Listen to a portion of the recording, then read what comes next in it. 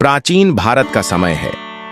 मगध में बौद्ध धर्म का प्रभाव बढ़ रहा है और गौतम बुद्ध के उपदेश जनमानस में गूंज रहे हैं। धर्म और दर्शन के इस संगम में एक वृद्ध ब्राह्मण, शिष्य आनंद और राजा अजातशत्रु बुद्ध से मिलने आते हैं, एक प्रश्न लेकर। क्या आप भगवान विष्णु के अवतार हैं? तो चलिए जानते हैं इस गहन प्रश्न का उत्तर देने की प्रक्रिया में कौन सी बातें सच और झूठ है। मनुवादियों ने बुद्ध को विष्णु का अवतार माना। क्यों माना? ब्राह्मणों ने बुद्ध को विष्णु अवतार बताने की जरूरत क्यों पड़ी? इस कहानी के माध्यम से हम जानते हैं। तो चलो कहानी को शुरुआत करते हैं। अपने विचार, अपनी अनुभूति नीचे कमेंट में जरूर साझा करें। आपकी एक पंक्ति भी किसी मनुवादी के जीवन में प्रकाश डाल सकती है। वृद्ध ब्राह्मण, जिनका नाम वाचस्पति है, वेदों और पुराणों के झांता हैं। उन्होंने दशावतार की कथाओं में पढ़ा है कि भगवान विष्णु ने कलयुग में बुद्ध के रूप में अवतार लिया, परंतु गौतम बुद्ध के उपदेश, जो आत्मबोध और करुणा पर केंद्रित हैं, उन्हें विष्णु के पारंपरिक स्वरूप से भिन्न प्रतीत होते हैं। इस द्वंद्व को सुलझाने के लिए वे बुद्ध से मिलने का निर्णय लेते हैं। दोपहर की तीव्र धूप अब संध्या की कोमल किरणों में बदल चुकी थी। गंगा के तट पर स्थित एक शांत वनाश्रम के भीतर एक वृद्ध ब्राह्मण अपने ताम्रपत्रों और पुरानी पोथियों के बीच गहन चिंतन में लीन थे। उनका नाम था वाचस्पति। उनका चेहरा अनुभव की रेखाओं से भरा था, माथे पर चंदन का तिलक और आंखों में शास्त्रों की वर्षों की तपस्या से उपजा आत्मविश्वास। वाचस्पति केवल एक साधारण ब्राह्मण नहीं थे, वे श्रुति और स्मृति दोनों के मर्मज्ञ, वेदों और उपनिषदों के व्याख्याकार और पुराणों के रहस्यों के गूढ़ जानकार थे। दशकों तक वे राजाओं के दरबारों में धर्मशास्त्र पर प्रवचन देते रहे थे, परंतु अब वृद्धावस्था में वे अपने शिष्यों सहित एकांत में रहकर साधना और अध्ययन में लीन थे। एक दिन जब वे गरुड़ पुराण और भागवत पुराण के दशावतार वर्णन को पुनः पढ़ रहे थे, तो उनका ध्यान एक विशेष श्लोक पर गया। कलौ संजग्भे बुद्धत्वम लोकानाम क्षेम हेतवे। कलयुग में भगवान विष्णु बुद्ध रूप में प्रकट होंगे, लोकों के कल्याण हेतु। वाचस्पति ठिठक गए। उनके मन में एक विचार कौंधा। क्या ये बुद्ध जो आज मगध में उपदेश दे रहे हैं वही विष्णु के अवतार हैं जिनका उल्लेख पुराणों में है? परंतु इसी के साथ उनके मन में संशय भी उठ खड़ा हुआ। वेदों में आस्था रखने वाले ब्राह्मणों को बुद्ध उपदेशों में न तो अग्निहोत्र की जगह मिलती है, न यज्ञ की, न ही देवी देवताओं की पूजा की आवश्यकता। बुद्ध तो स्वयं कहते हैं, अप दीपो भव, स्वयं दीपक बनो। वाचस्पति का मन उलझ गया। वे सोचने लगे, यदि बुद्ध विष्णु के ही अवतार हैं, तो वे वेदों का खंडन क्यों कर रहे हैं? क्या यह अवतार मानवता को मोक्ष की ओर ले जाने के लिए एक नया मार्ग दिखाने आया है, या यह सब भ्रम है? उनके शिष्यों में से एक, सौमित्र, ने पूछा, गुरुदेव, आप इतने व्याकुल क्यों प्रतीत हो रहे हैं? कोई ग्रंथ विरोध कर रहा है क्या? वाचस्पति ने गहरी सांस ली और बोले, नहीं सौमित्र, यह विरोध नहीं, बल्कि द्वंद्व है विचारों का। जिन्हें हमने विष्णु का अवतार माना, वे ही यदि वेद विहीन मार्ग पर चलें, तो क्या यह विरोधाभास नहीं? सौमित्र ने विनम्रता से कहा, तो क्यों ना हम स्वयं उनसे यह प्रश्न करें। बुद्ध अभी राजगृह के पास विहार कर रहे हैं। वाचस्पति कुछ पल मौन रहे, फिर उन्होंने निर्णय लिया, हाँ, अब शास्त्रों से आगे बढ़कर उस पुरुष से मिलना होगा जो बुद्ध कहलाता है। क्या वह सचमुच विष्णु हैं, या फिर वे केवल एक साधक हैं जिन्होंने अंधकार में स्वयं प्रकाश पाया? और फिर अगले ही दिन वाचस्पति ने अपने सबसे प्रिय शिष्यों के साथ राजगृह की ओर प्रस्थान किया। एक प्रश्न लिए हुए, क्या बुद्ध विष्णु के अवतार हैं? पर्वतों की गोद में स्थित वह विहार शांत था। वहां के वृक्षों से पत्तों की सरसराहट और पक्षियों की ध्वनि ही सुनाई देती थी। वाचस्पति और उनके शिष्य धीरे धीरे उस पत्थरीले मार्ग पर बढ़े जहां बुद्ध अपने शिष्यों संग ध्यानरत थे। राजगृह मगध की राजधानी, ज्ञान और राजनीति का संगम। नगर की परिधि पर स्थित था एक प्राचीन वनों से घिरा बांसवन विहार, जहां इन दिनों तथागत बुद्ध अपने शिष्यों के साथ विश्राम कर रहे थे।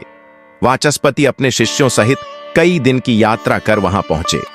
मार्ग में उन्होंने देखा बुद्ध के उपदेशों का प्रभाव राजपट से लेकर ग्रामों तक व्याप्त हो चुका था। ब्राह्मणों, व्यापारियों, गृहस्थों और यहां तक कि क्षत्रियों तक में बुद्ध के वचनों के प्रति आस्था दिखाई देती थी। लोगों की आंखों में आशा की एक नई रोशनी थी, करुणा और स्वावलंबन की रोशनी। वाचस्पति का हृदय किंचित विचलित था। वह प्रश्न, जो पहले एक दार्शनिक जिज्ञासा था, अब एक जलता हुआ यक्ष प्रश्न बन चुका था। क्या यह सब किसी देवता की लीला है या यह एक मनुष्य का आत्मबोध? राजगृह पहुंचने पर वाचस्पति सबसे पहले मगध के राजा अजातशत्रु से मिले, जो स्वयं बुद्ध के उपदेशों से गहराई से प्रभावित थे। अजातशत्रु ने उनका स्वागत किया और विनम्रता से कहा, आप जैसा विद्वान ब्राह्मण मेरे राज्य में पधारे, यह मेरा सौभाग्य है। आप बुद्ध से भेंट करना चाहते हैं, मैंने सुना है। वाचस्पति ने शालीन स्वर में उत्तर दिया, राजन, मैं केवल एक प्रश्न लेकर आया हूं। पुराणों के अनुसार कलयुग में विष्णु बुद्ध रूप में अवतरित होंगे। यदि तथागत वही हैं, तो मैं उन्हें प्रणाम करूंगा। यदि नहीं, तो मैं जानना चाहूंगा कि वे कौन हैं जो इतने हजारों को मोक्ष की ओर ले जा रहे हैं। राजा मुस्कुराए, भंते बुद्ध किसी श्रेणी में बंधते नहीं। वे विष्णु हैं या नहीं, यह वे ही बताएंगे। मैं केवल कह सकता हूं कि उन्होंने मेरी आत्मा को उस शांत झील सा बना दिया है जहां पहले युद्धों की लहरें उठती थीं। सभा की तैयारी अगले ही दिन राजा के आदेश से बांसवन विहार के मध्य एक खुला चबूतरा बनाया गया। नीचे कोमल कुशों की बिछावट, चारों ओर जलते धूप और चंदन की मंद सुवास, और ऊपर नीले आकाश तले एक प्राचीन पीपल वृक्ष, जिसकी छाया में वह सभा बैठने वाली थी, जिसका उद्देश्य था सत्य की खोज। बुद्ध को सूचना दी गई कि एक वृद्ध ब्राह्मण उनसे एक महत्वपूर्ण प्रश्न पूछना चाहते हैं। बुद्ध ने केवल मुस्कुराकर उत्तर दिया, जब प्रश्न सच्चा होता है तो उत्तर स्वयं मौन में उतर आता है। सभा में बुद्ध के प्रमुख शिष्य आनंद, सारिपुत्र और अन्य भिक्षु भी उपस्थित हुए। राजा अजातशत्रु स्वयं पवित्र वस्त्र धारण कर सामने बैठे और सभा के एक ओर श्वेत वस्त्रधारी, तेजस्वी परंतु विनम्र मुद्रा में बैठे थे वाचस्पति, जिनकी आंखों में विद्वता से कहीं अधिक एक ईमानदार जिज्ञासा चमक रही थी। सूर्य धीरे धीरे क्षितिज की ओर झुक रहा था। विहार की हवाएं अब गूंजने लगी थीं। जलते धूप की खुशबू में बसी एक प्रतीक्षा, एक मौन। और तभी बुद्ध प्रकट हुए। सरल वस्त्र, निर्विकार मुख और नेत्रों में ऐसी शांति मानो समय स्वयं ठहर गया हो। वह पीपल वृक्ष के नीचे कमलासन में बैठे, न राजा के सम्मान में झुके, न ब्राह्मण की उपाधियों से प्रभावित हुए। उनके लिए सब समान थे, जो सत्य को खोज रहे थे। वाचस्पति ने धीरे से अपनी पोथियां बंद की और पहली बार उनके हृदय में उठे शास्त्रों से परे एक अनुभव के प्रति नम्रता। अब प्रश्न का समय आ चुका था और उत्तर कहीं निकट बैठा था, मौन, शांत और संभव से ओतप्रोत। संवाद का आरंभ। वाचस्पति, भगवन, पुराणों में वर्णित है कि भगवान विष्णु ने कलयुग में बुद्ध के रूप में अवतार लिया। क्या आप वही विष्णु हैं? बुद्ध, मैं न तो विष्णु हूं, न इंद्र, न ब्रह्मा। मैं एक साधारण मनुष्य हूं जिसने सत्य की खोज की और उसे पाया। अजातशत्रु, परंतु आपके उपदेशों में जो दिव्यता है वह किसी अवतार से कम नहीं लगती। बुद्ध, दिव्यता आत्मबोध से आती है, न कि किसी विशेष जन्म से। चारों ओर मौन पसरा था, न पत्तियों की सरसराहट, न पक्षियों की चहचहाहट। ऐसा प्रतीत होता था मानो प्रकृति स्वयं अपनी श्वास रोककर बुद्ध और वाचस्पति के बीच होने वाले संवाद को सुनने को आतुर हो। बुद्ध पीपल वृक्ष की छाया में बैठे थे, शांत, स्थिर, निर्विकार। उनका मुखमंडल शांत समुद्र के समान था और नेत्रों में वह शून्य था जिसमें समस्त संसार समाहित हो जाता है। वाचस्पति ने धीरे से प्रणाम किया।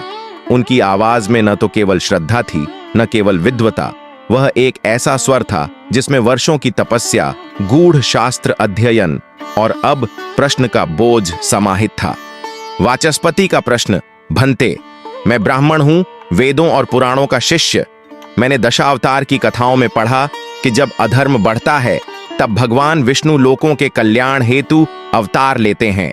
सत्य युग में मत्स्य, त्रेता युग में राम, द्वापर में कृष्ण और कलयुग में बुद्ध। क्या आप वही विष्णु हैं? क्या आप सच में अवतार हैं? सभा में बैठे भिक्षुओं और राजा की दृष्टि एक तक बुद्ध की ओर टिक गई। यह प्रश्न कोई साधारण नहीं था। यह धर्म और परंपरा के बीच का सबसे सूक्ष्म बिंदु था। बुद्ध का मौन। बुद्ध ने कुछ नहीं कहा। उन्होंने अपनी आंखें हल्के से मूंदी रखीं। मौन जैसे उनके उत्तर का पहला चरण था। वाचस्पति ने पुनः कहा, यदि आप विष्णु हैं तो मैं आपको नमस्कार करता हूं, परंतु यदि नहीं तो मुझे बताइए, वह कौन है जो मेरी शास्त्रों पर आधारित श्रद्धा को चुनौती दे रहा है, फिर भी मेरे अंतःकरण को स्पर्श कर रहा है? बुद्ध का उत्तर। बुद्ध ने धीरे से नेत्र खोले। उनका स्वर न अत्यधिक कोमल था, न कठोर, जैसे कोई शांत नदी पहाड़ों से फिसलती हो। ब्राह्मण, तुमने मुझसे पूछा क्या मैं विष्णु हूं, पर मैं कहता हूं, ना मैं विष्णु हूं, ना इंद्र, ना ब्रह्मा। मैं एक पुरुष हूं जिसने जन्म लिया, वृद्ध हुआ, रोग भोगा और मृत्यु की छाया में जिया। मैंने देखा कि संसार दुख है और दुख का कारण है अज्ञान। मैंने देखा कि उस अज्ञान से मुक्ति संभव है, और वह मुक्ति किसी ईश्वर की कृपा से नहीं, बल्कि स्वयं की जागरूकता से प्राप्त होती है। कुछ वर्ष बाद बुद्ध के पास पुनः जाना। सूरज की पहली किरणों के साथ वाचस्पति अकेले बांसवन विहार पहुंचे। बुद्ध पीपल वृक्ष के नीचे ध्यान में लीन थे। वाचस्पति कुछ देर दूर खड़े रहे, फिर उन्होंने नमन किया और धीरे से कहा, भंते, मैं अब कोई प्रश्न नहीं लाया, मैं केवल स्वयं को लाया हूं। बुद्ध ने नेत्र खोले और वाचस्पति की ओर देखा। उनके मुख पर वह शांति थी जो उत्तर पाने के बाद नहीं, बल्कि प्रश्न से मुक्त होने पर आती है। शरणागति वाचस्पति ने आगे बढ़कर बुद्ध के चरणों में शीश झुका दिया। मैंने वेद पढ़े, उपनिषदों का सार निकाला, पुराणों में ब्रह्मा, विष्णु, महेश को खोजा, पर आज पहली बार मौन में मैंने स्वयं को देखा। आपने मुझसे आत्मा छीन ली, पर अहंकार भी साथ ले गए। मैं अब आपको अवतार नहीं मानता, क्योंकि अब मैं जानता हूं आप वह हैं जो हम सब हो सकते हैं यदि हम जाग जाएं। बुद्ध का उत्तर। बुद्ध ने केवल इतना कहा, जब तुमने सब कुछ छोड़ दिया तब तुमने सत्य को छू लिया। अब तुम स्वयं दीपक बन चुके हो। राजा अजातशत्रु की प्रतिक्रिया। वाचस्पति के परिवर्तन का समाचार जब राजा अजातशत्रु को मिला तो उन्होंने दरबार में घोषणा की, आज ब्राह्मण और श्रमण एक साथ हो गए हैं। ज्ञान और करुणा ने एक दूसरे को स्वीकार कर लिया है। यह राजगृह नहीं, अब यह जागृति की भूमि है। सौमित्र का निवेदन। सौमित्र, जो वर्षों से शास्त्रों का अभ्यास कर रहे थे, बुद्ध के चरणों में झुक गए और बोले, भंते, मुझे संघ में प्रवेश की अनुमति दें। मैं अब शिष्य नहीं, साधक बनना चाहता हूं। बुद्ध ने उन्हें देखा और कहा, यदि तुमने कुछ भी छोड़ने का भार अनुभव किया तो अभी मत आओ, पर यदि सब कुछ स्वेच्छा से गिर गया है तो तुम पहले से ही संघ का अंग हो। वाचस्पति का नवजीवन। वाचस्पति अब किसी शास्त्र के व्याख्याता नहीं थे, वे अब मौन के विद्वान बन चुके थे। उन्होंने अपने ग्राम लौटकर वहां एक छोटा आश्रम स्थापित किया, जहां न पूजा होती थी, न कर्मकांड, केवल ध्यान, प्रश्नहीन मौन और करुणा का अभ्यास। और यहीं समाप्त होता है उनका संघर्ष, पर प्रारंभ होता है उनका शरणागत जीवन, जहां न अवतार की खोज थी, न आत्मा की अवधारणा, केवल एक साधारण सी सच्चाई कि सत्य को देखने के लिए आंखें खोलनी होती हैं, न कि धर्म ग्रंथ।